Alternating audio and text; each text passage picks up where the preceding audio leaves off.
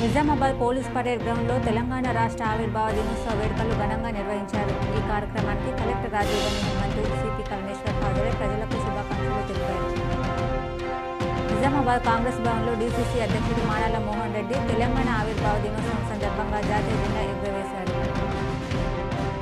నిజామాబాద్ జిల్లా కోర్టులో రాష్ట్ర అవతరణ దినోత్సవ వేడుకలు ఘనంగా నిర్వహించారు. జిల్లా జడ్జి సునీత కుంచాల జాతీయ జెండా ఎగురవేశారు. నగరంలోని మున్సిపల్ కార్యాలయంలో తెలంగాణ రాష్ట్ర అవతరణ దినోత్సవం సందర్భంగా మేయర్ నీతూ కిరణ్ జాతీయ జెండా ఎగురవేశారు.